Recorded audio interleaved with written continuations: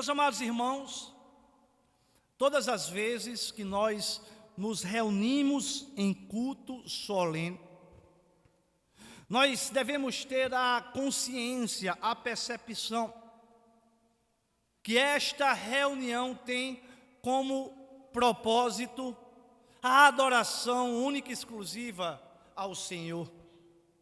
Mas em meio ao culto solene, nós sabemos que Deus é adorado.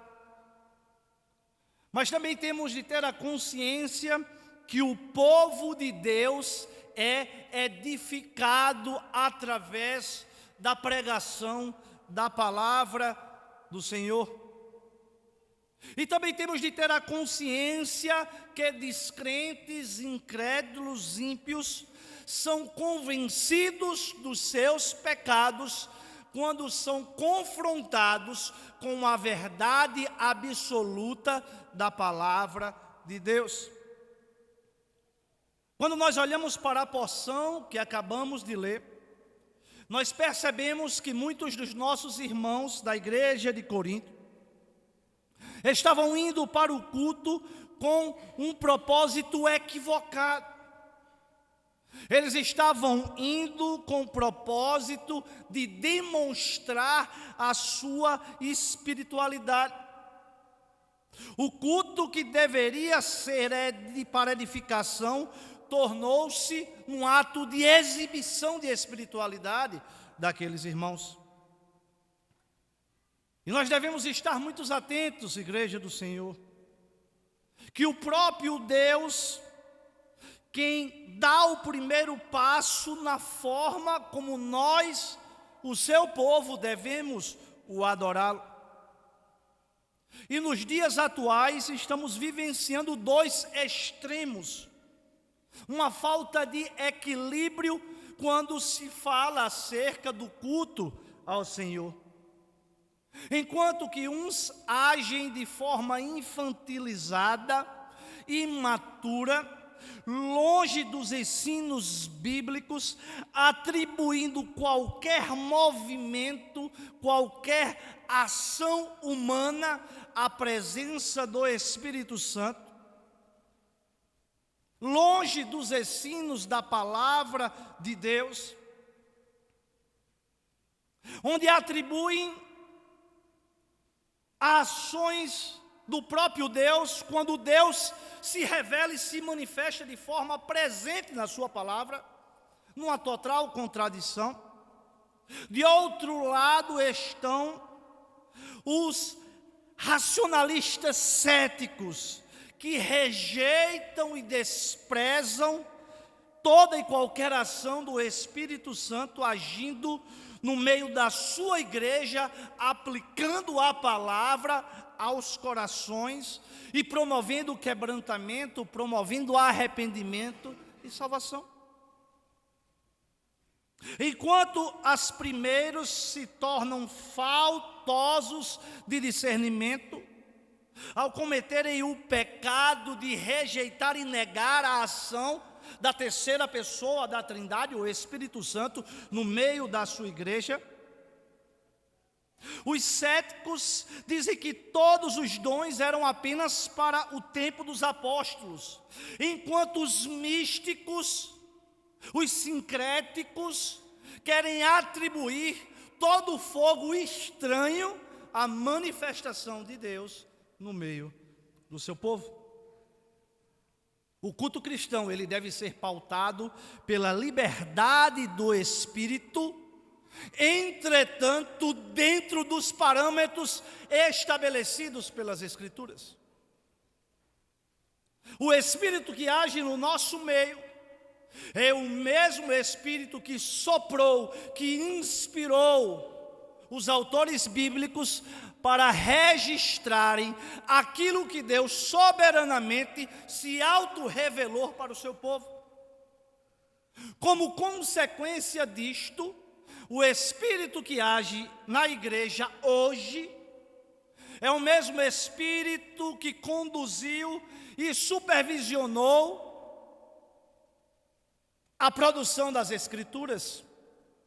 E este Espírito, a terceira pessoa da Trindade não pode se contradizer. O culto cristão deve ter liberdade. O culto espiritual ele é estabelecido pelo próprio Deus. Portanto, a genuína adoração, ela está completamente submissa à revelação do próprio Deus. Tanto quanto respeito à forma, como respeito ao Espírito de Deus.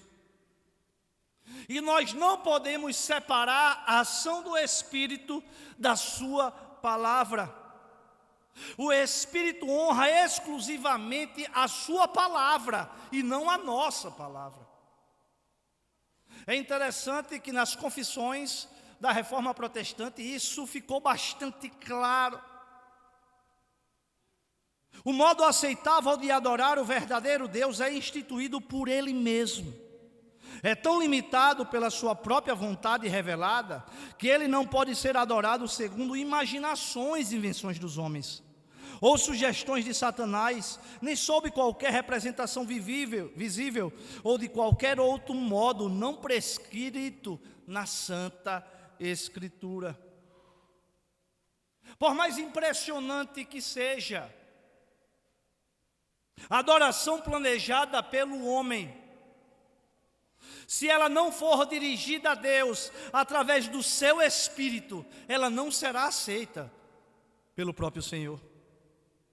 Não passará de uma tentativa de boa obra humana no afã de conferir o favor divino para nós. E é interessante, meus irmãos, que o texto que acabamos de ler, ele vai trazer a ênfase acerca de dois dons espirituais muito evidenciados na igreja de Coríntios. O dom de variedade de línguas e o dom de profecia. E eles estavam sendo utilizados de forma completamente equivocada, com fins de exibição e autoafirmação dos irmãos de Coríntios naquela igreja. O verso 1 do capítulo 14, ele diz: segui o amor e procurai com zelo os dons espirituais, mas principalmente que profetizeis. Essa breve exortação do apóstolo Paulo faz um link, uma conexão com o capítulo 13, onde estudamos nos domingos passados, onde foi exposto que o princípio regulador do culto cristão e da vida cristã é o amor. E o apóstolo Paulo, ele inicia dizendo que todo aquele que genuinamente é filho de Deus, é um cristão genuíno, a sua vida deve ser pautada e dirigida pelo amor. Nós devemos perseguir o amor com todo o nosso coração, com toda a nossa alma, com toda a nossa mente, com toda a nossa força. A vida cristã deve ser pautada por este princípio. O próprio apóstolo João disse que Deus é amor. Uma das características inerentes do próprio Deus. Mas o texto segue dizendo, meus amados irmãos, procurai com zelo os dons espirituais, principalmente que profetizeis. Isso pode se gerar uma pergunta a nós. Nós já estudamos em outros domingos que os dons são concedidos soberanamente por Deus conforme a sua vontade. E agora nós percebemos o próprio apóstolo Paulo dizendo que nós devemos procurar os dons espirituais. É interessante, meus irmãos, que a soberania de Deus em conceder seus dons ao seu povo, ao povo da aliança, aos membros da igreja, não anula a responsabilidade humana em buscarmos por tais dons que o próprio Deus concede graciosamente para a edificação da igreja. São duas verdades que estão reveladas na palavra do Senhor: a soberania de Deus e a responsabilidade humana. É bem verdade que nós, na nossa limitação, não conseguimos compreender de forma exaustiva e plena como a soberania de Deus e a responsabilidade humana caminham de forma harmônica. Mas é bem verdade que não existe contradição nessas duas verdades que são claramente expostas na palavra do Senhor. Independentemente do dom que o Espírito confere ao crente, ele precisa ser empregado com amor em benefício do corpo de Cristo, que é a igreja. O verso 2 do capítulo 14 acompanha e diz: pois quem fala em outra língua não fala a homens, senão a Deus, que ninguém o entende. Em espírito fala verdades ocultas. Paulo está dizendo e está tratando com aquela igreja e ensinando que os irmãos que falam em outras línguas falam a Deus, estão tendo de fato um momento de comunhão pessoal com o Senhor, mas eles não estão comunicando as verdades de Deus aos homens e à igreja. O dom tratado pelo apóstolo Paulo junto à igreja de Coríntios, ele não é um dom público, mas um dom íntimo, particular e pessoal. O dom da variedade de línguas é um dom para a sua intimidade com Deus. O apóstolo Paulo está deixando isso muito claro. Razão pela qual os teólogos sistemáticos passaram a chamar o dom de língua, de variedade de línguas, o dom de pijama, que é um dom reservado para a intimidade do homem com o próprio Deus, pelo fato de não edificar a igreja do Senhor, como podemos ver no texto sagrado. É interessante, meus irmãos, que este dom, ele estava sendo exercido com o objetivo de exibição.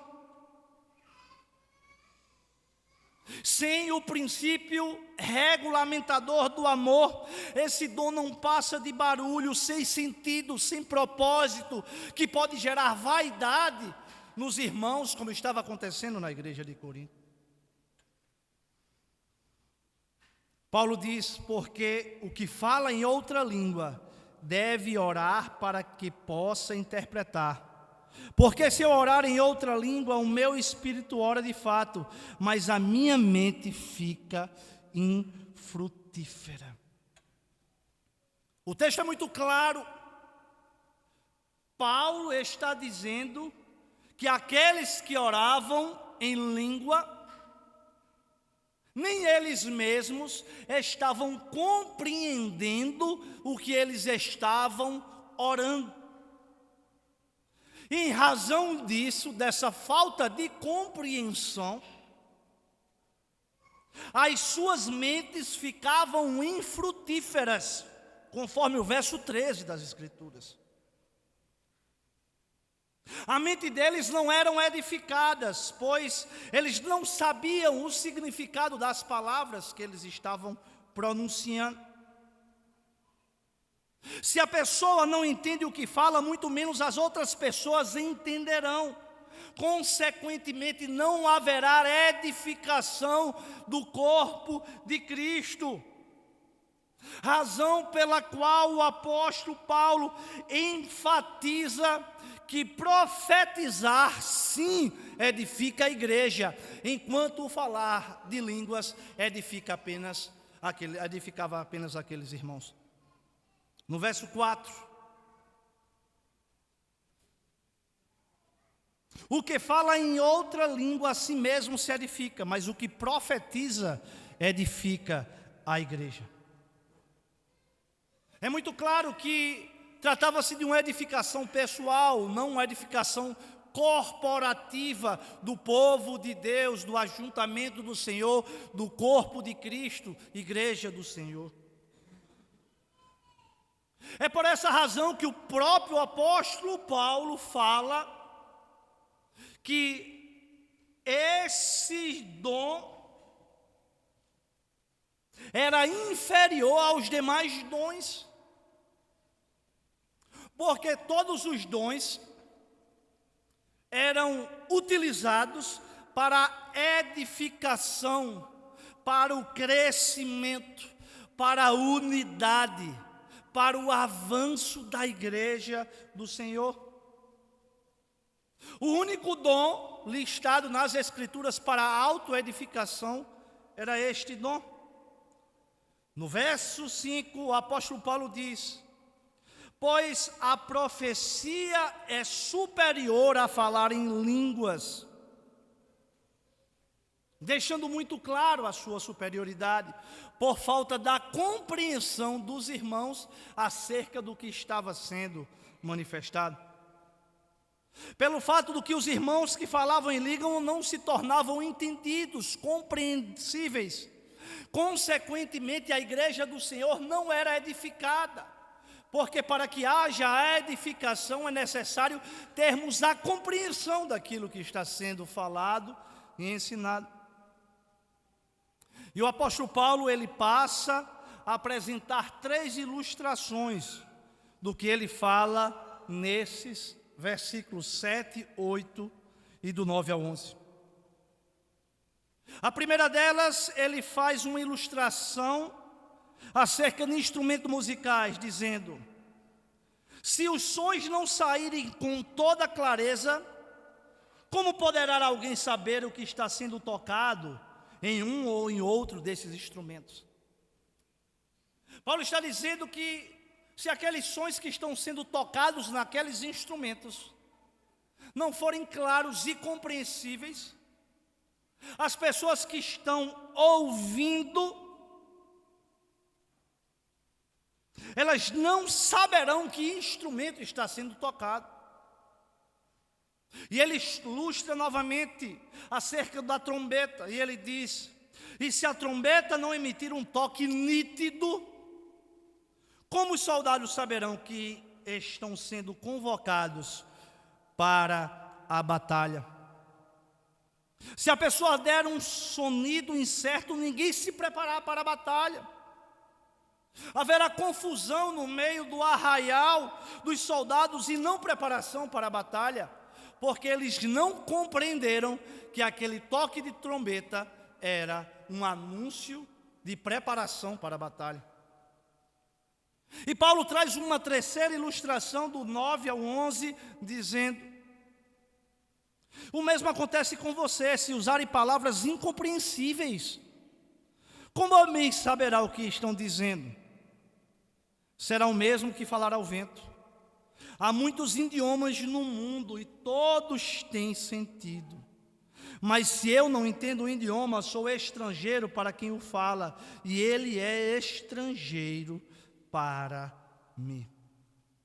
Paulo mais uma vez trata que o falar em outra língua não promove a edificação da igreja, pois sua fala será incompreensível para as pessoas, pois a edificação passa pelo entendimento, por aquilo que nós escutamos e da percepção que temos das palavras.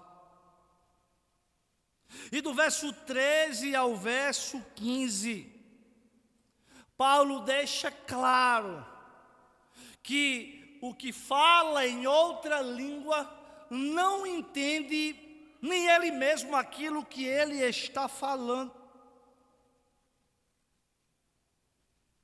Igreja do Senhor, nós não podemos nos despojar do nosso entendimento para prestarmos o culto racional e verdadeiro ao Senhor. A nossa mente exerce um papel fundamental na adoração. E ao longo das Escrituras e da teologia paulina, Paulo em momento algum defende um culto irracional, de êxtase emocional. Um culto onde os irmãos perdem totalmente o controle. Porque nós sabemos que onde a presença de Deus se faz presente, existe ordem. Deus não é um Deus de caos, de confusão, de discórdia. O culto aceitável a Deus é um culto racional, lógico, em que é preciso unir os 3 elementos básicos da nossa vida: razão, emoção e vontade. O fato do culto ser racional não significa que nós não tenhamos emoções, que não respondemos à palavra de Deus e às adorações com expressões de adoração que são inerentes ao ser humano criado pelo próprio Deus. Quantos de nós estamos no culto público e a palavra de Deus fala aos nossos corações, quebranta os nossos corações, nos levando a lágrimas, a emoção, a uma alegria indizível que absolutamente nada deste mundo pode nos conceder? O culto racional não anula a espiritualidade do culto. A palavra de Deus é muito clara acerca disso. E do verso 16 ao 17, o apóstolo Paulo fala que, consequentemente, quem fala em outra língua não pode edificar aos outros. É muito claro, meus irmãos, nesta porção, que a pessoa que está falando em outra língua, ela está agradecendo a Deus. Porém, as pessoas que estão ao seu lado não podem dizer o amém, por não entenderem, não compreenderem o que está sendo falado. E se elas não entendem, elas não podem ser edificadas e não podem confirmar aquela verdade. E Paulo, no verso 18 e 19, diz: dou graças a Deus, porque falo em outras línguas mais do que todos vós, contudo, prefiro falar na igreja 5 palavras, com meu entendimento, para instruir os outros, a falar 10.000 palavras em outra língua. É interessante, meus irmãos, que o apóstolo Paulo, ele vai deixar muito claro que o dom de variedade de línguas, ele não é a pregação do Evangelho. Porque quem fala em outra língua, fala a Deus e não aos homens. Mesmo que haja interpretação, que o apóstolo Paulo, ele exorta para que os irmãos que falem em língua busquem também o dom de interpretação. A natureza do dom não é alterada, ou seja, quando há interpretação, interpreta-se a oração e não a pregação. A interpretação não altera em nada a essência do dom. Mesmo com a interpretação, a variedade de língua é palavra do homem para Deus e não palavra de Deus para o homem.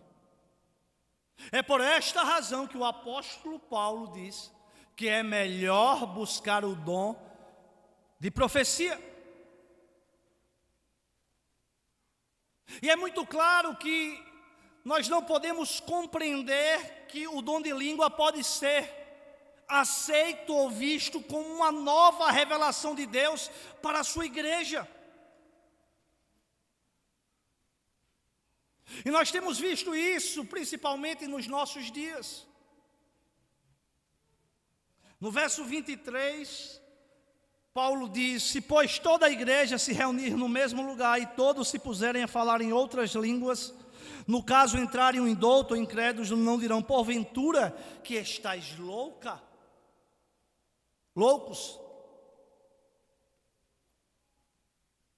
Porque passa a ocorrer uma desordem. Porque as pessoas que vêm ao culto do Senhor a prestar um culto a Deus e ouvir a palavra, a Deus falar através da sua palavra, não compreendem absolutamente nada. E o próprio Paulo, estabelecendo e falando para a igreja de Coríntios, ele estabelece parâmetros claros para os crentes. E ele deixa claro que não se podem falar em outras línguas muitos crentes ao mesmo tempo. Porque tais práticas podem levar o indouto e o descrente a achar que está tendo uma balbúrdia, que todos estão completamente loucos, por eles não compreenderem aquilo que está sendo falado. Paulo exorta que o uso do dom de língua no culto público, ele precisava de ser com ordem. O culto não pode ser uma desordem. O culto não pode ser uma confusão. Se vários irmãos falavam ao mesmo tempo, o entendimento era prejudicado e a edificação da igreja tornava-se impossível. E é interessante, meus irmãos, que apesar da igreja de Corinto, como vimos no capítulo 1, ela possuía todos os dons espirituais. O dom espiritual, que é algo concedido por Deus, positivo, que deve ser buscado para a edificação da igreja, estava sendo utilizado de forma equivocada. Sabe o que nós aprendemos com tudo isso? Que até as coisas boas, que são concedidas de forma graciosa para a sua igreja, para mim e para a sua vida, podem ser distorcidas, e ao invés de se tornarem um instrumento de bênção, pode se tornar um instrumento de maldição, divisão e de contenda. Os crentes de Corinto estavam dando mais o valor a esse dom que promovia a edificação pessoal do que os dons que promoviam a edificação da igreja do Senhor. Os irmãos de Coríntios achavam que o falar em línguas como o suprassumo, o mais importante e relevante de todos os dons. Porque eles se tornavam destaques. Porque eles se apresentavam como mais espirituais do que todos os outros irmãos. Os irmãos da igreja de Corinto acreditavam que o dom de línguas era uma prova da espiritualidade abundante. Igreja do Senhor, preste bem atenção. Nenhum dom, seja qual ele for, é prova de espiritualidade. Não se mede espiritualidade pelos dons, se mede espiritualidade pelos frutos do Espírito. A igreja de Coríntios tinha todos os dons, mas era imatura espiritualmente. Ela não evidenciava os frutos do Espírito Santo, apesar de terem todos os dons espirituais. Nós devemos aprender, igreja do Senhor, que não devemos nos impressionar com os dons, com os talentos, com a performance, com a desenvoltura no nosso ambiente religioso. Mas o que deve verdadeiramente provocar e chamar a nossa atenção é a semelhança do estilo de vida com Cristo. É interessante que na igreja primitiva, os discípulos de Jesus, está registrado lá em Atos dos Apóstolos, eles passaram a ser chamados de cristãos de uma forma pejorativa. O objetivo daqueles que compunham o império era algo de denegrir. A expressão cristão traz a ideia de pequenos cristos, pelo fato de tanto eles se assemelharem ao seu mestre. A verdadeira espiritualidade, ela é demonstrada através do nosso caráter cristão. Ser crente na igreja é uma maravilha.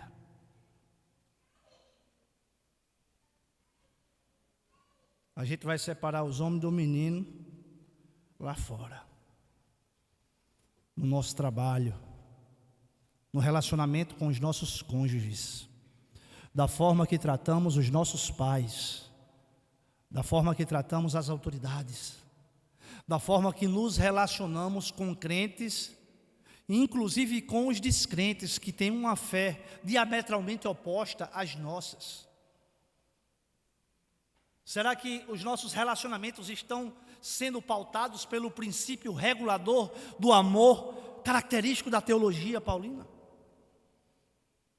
Ou será que quando alguém pensa, seja em qualquer esfera do conhecimento político e ideológica, a vontade que nós temos é de decepar a cabeça, porque o nosso pensamento, a nossa fé, tem de prevalecer a ferro e fogo? Isso não significa que nós vamos relativizar princípios, que vamos negar a nossa fé. Mas será que nós estamos tratando com compaixão, com misericórdia, com amor as outras pessoas?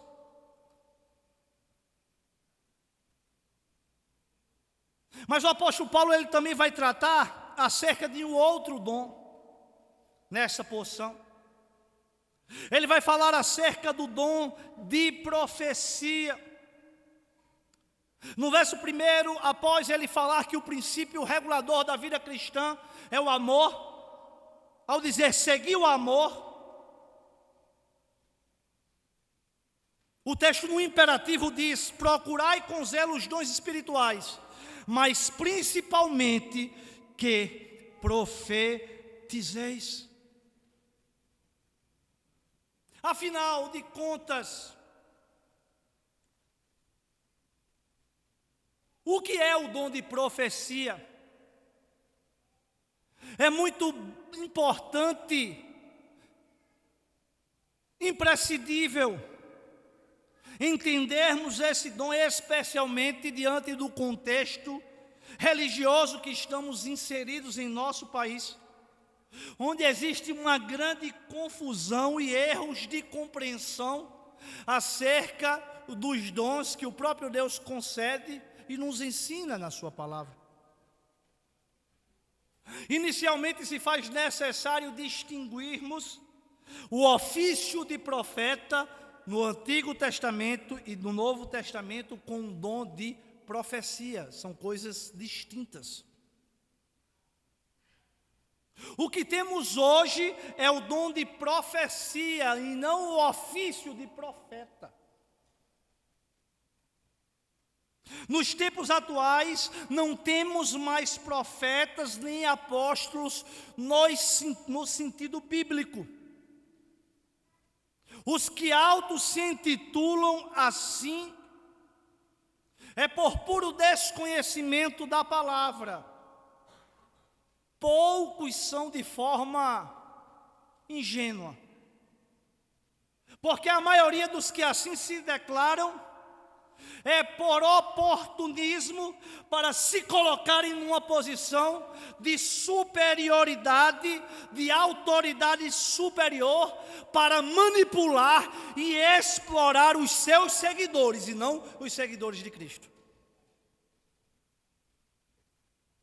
A grande razão para não termos de fato que os profetas e os apóstolos nos tempos de hoje é porque os genuinamente profetas e apóstolos, eles recebiam uma revelação inspirada da parte de Deus para fazer parte do cânon das Escrituras, para compor a autorrevelação de Deus, desejava deixar para o seu povo.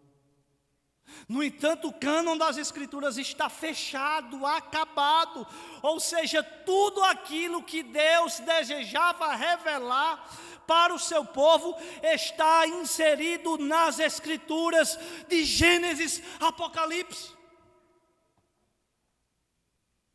Deus não revela nada mais novo à sua igreja, a parte do que já está revelado na palavra de Deus. Nós não podemos acrescentar nem retirar absolutamente nada do que está escrito. E o próprio apóstolo Paulo, escrevendo aos Gálatas, ele diz: ainda que nós, ou mesmo um anjo vindo dos céus, pregue evangelho que vá além do que temos pregado, que seja anátema, maldito. E quantas pessoas estão sendo direcionadas, manipuladas, atraídas por um falso evangelho, que rejeita e relega as verdades fundamentais da palavra de Deus. Nós temos de ter cuidado, meus irmãos, porque eu costumo dizer que o falso evangelho é o canto da sereia.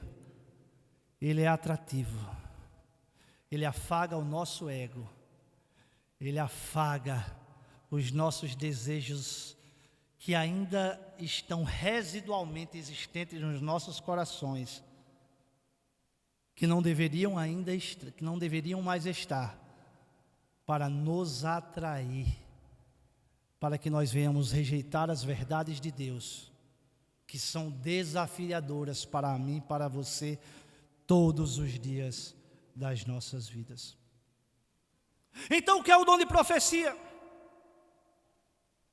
O dom de profecia é a explanação, a exposição, a explicação fiel da palavra de Deus. É a anunciação das verdades de Deus reveladas na palavra.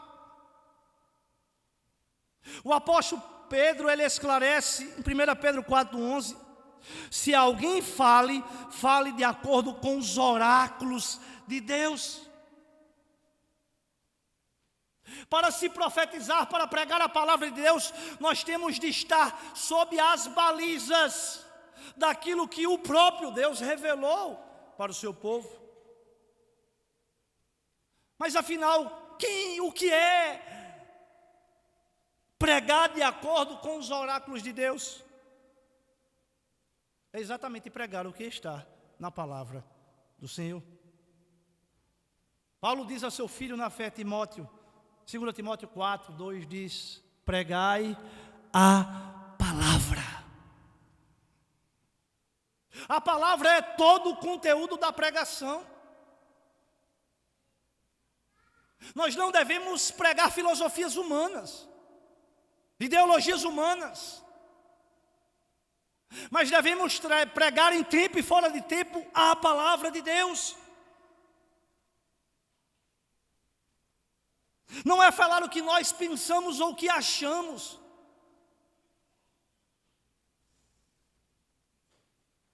É nos submetermos às verdades, mesmo quando elas são extremamente indigestas. Porque eu não sei se você, meu irmão, mas tem umas coisas que desce rasgando. Mas aos olhos da fé, eu creio. Porque eu tenho plena convicção, e eu fui convencido pelo Espírito de Deus, que a Bíblia é a palavra inerrante, inspirada, autoritativa, infalível de Deus para o seu povo.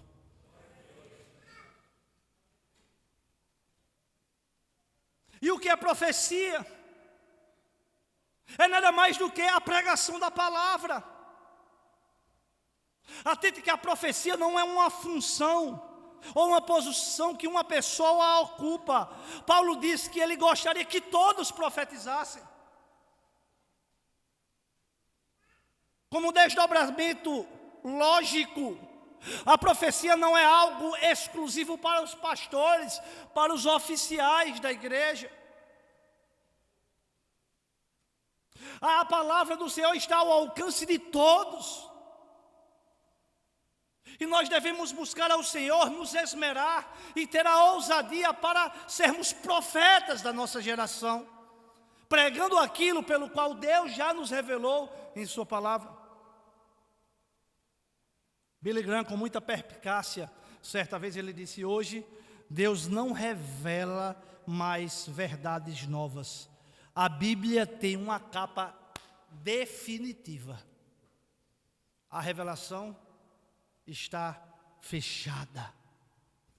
O dom de profecia é expor a verdade revelada de Deus, conforme está registrado nas Escrituras.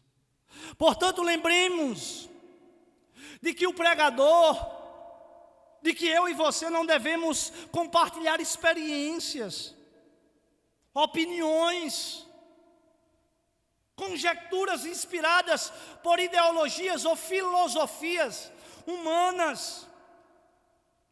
Mas nós temos de pregar o texto bíblico, seja ele indigesto ou não, seja ele palatável ou não, ele esteja na moda ou não, ele contradiga os valores que estão permeados em nossa sociedade ou não.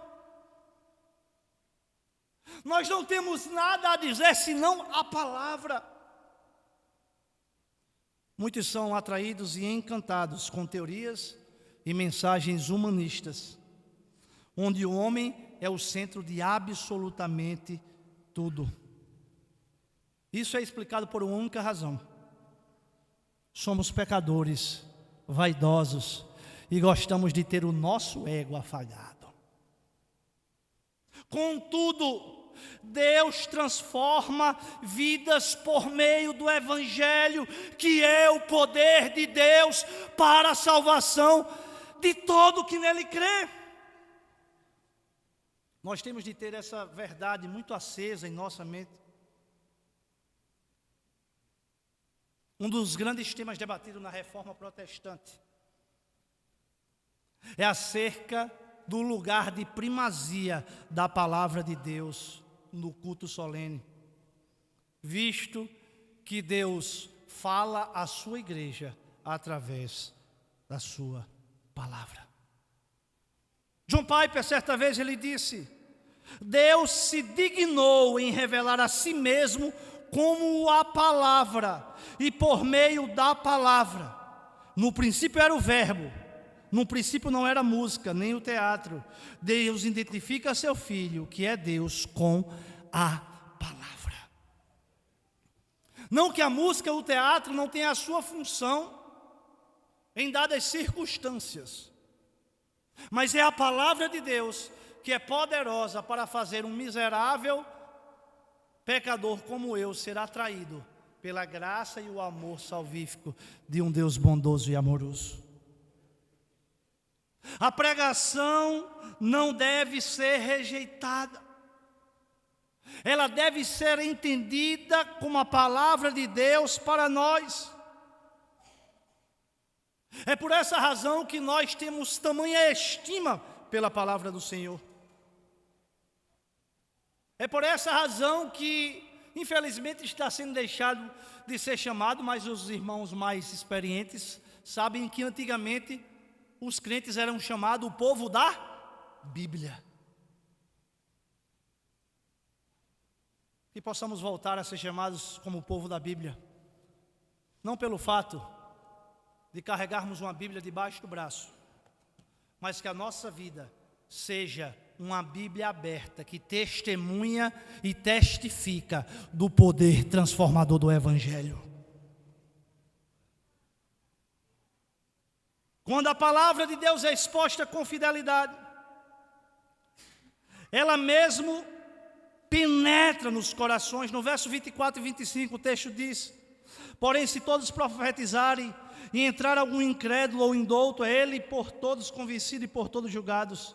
Tornam-lhe-se manifestos os segredos do coração, e assim prostrando-se com a face em terra, adorará a Deus, testemunhando que Deus está de fato no meio de vós.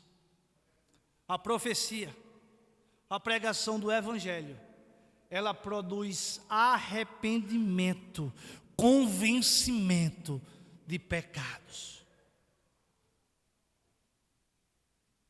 O Espírito Santo aplica a verdade de Deus necessária à necessidade espiritual do homem, alcançando os segredos do coração e confrontando com a verdade libertadora do Evangelho. Atentem bem, o pregador poderá, através da exposição, do ensino e desenvolvimento lógico de um raciocínio, trazer clareza ao entendimento do pecador. Mas apenas o Espírito Santo de Deus tem a capacidade de alcançar o coração do incrédulo, aplicando com eficácia o conhecimento lógico e removendo as barreiras da incredulidade, promovendo fé e arrependimento genuíno e, consequentemente, a salvação de pecadores como nós. Louvado seja o nosso Senhor e Salvador Jesus Cristo, que olha com olhar de graça para nós, que olha com olhar de misericórdia. Bendito seja o nosso Redentor. Quando a palavra de Deus é exposta com fidelidade, ela mesma vai penetrando no coração das pessoas como uma espada de dois gumes, iluminando as regiões mais sombrias da alma, arrancando as escamas dos olhos que impedem de nós vermos o esplendor da glória de Deus, de nos contentarmos em Cristo Jesus, de nos alegrarmos plenamente nele. É esta luz que nos resgatou do domínio das trevas e nos transportou para o reino do amado. É o Evangelho do Senhor Jesus que promove a verdadeira alegria. Os prazeres do mundo são efêmeros. Tudo é passageiro. A riqueza, a juventude, nada pode ser comparado a nos deleitarmos e gozarmos da comunhão com Cristo eternamente. Meus amados irmãos, para sabermos, e eu caminho para concluir,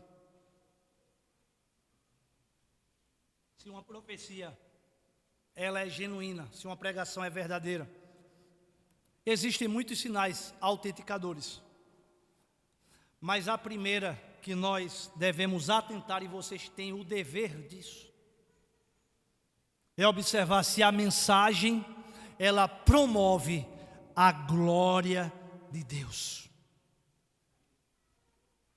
Precisamos indagar se a mensagem está sendo um instrumento para a glorificação de Deus ou para a exaltação do homem.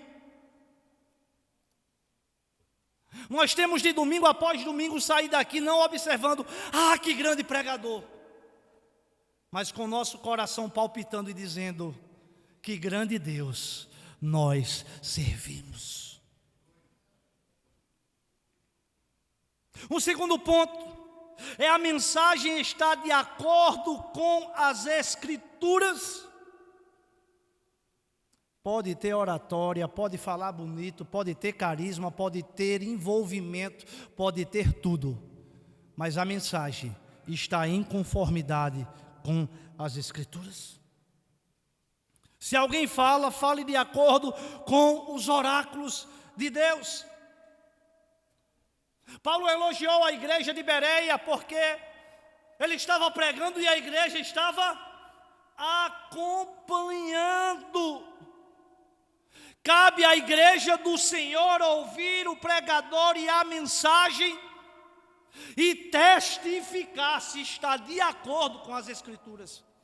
Isso é desafiador dizer para quem prega, mas é a verdade de Deus revelada para a sua igreja. Muitos querem que a igreja permaneça ignorante, sem conhecimento, para manipularem como verdadeiros gados. Mas o compromisso que nós devemos ter é com a verdade de Deus revelada na sua palavra. O próprio apóstolo Paulo diz: o propósito é que deixemos de ser como crianças, levados de um lado para outro pelas ondas, ou jogados para lá e para outro lado, como vento de doutrina, pela astúcia e esperteza de homens que induzem ao erro. Quer descobrir a mentira? Seja exímio na verdade. Um perito, quando vai analisar uma nota falsificada, ele estudou plenamente todas as características, os sinais de segurança que existem numa cédula verdadeira, para testificar se aquela cédula que é duvidosa contém todas aquelas características, razão pela qual ele facilmente detecta a sua falsidade. E eu encerro, meus amigos e queridos irmãos, dizendo: a oportunidade de pregar. É bem verdade que o dom de profecia Deus reservou a alguns, mas Ele comissionou toda a igreja o dever de pregar e anunciar os oráculos de Deus para um mundo completamente perdido. O grande reformador Martinho Lutero, certa vez ele disse: eu prego como se Cristo tivesse sido crucificado ontem, ressuscitado dos mortos hoje, e estivesse voltando ao mundo amanhã. E ele acentuou dizendo: não há tesouro mais precioso, nem coisa mais nobre na terra e nesta vida, do que um verdadeiro e fiel pregador do Evangelho. A palavra de Deus, ela é inspirada. A sua origem é divina. A palavra de Deus é inerrante, ela não contém erros, ela não contém contradição. A palavra de Deus, ela é infalível, ela não pode falhar, nós podemos confiar nela. Ela restaura a nossa alma, ela ilumina os nossos olhos, ela dá alegria ao coração daquele que está abatido. Ela torna a trazer esperança àquele que está completamente desanimado. Ela é lâmpada para os nossos pés e luz para os nossos caminhos. Ela nos dá a direção que devemos andar. Ela nos dá discernimento, ela nos guia os nossos passos. Oh, quão poderosa e majestosa é a palavra do Senhor.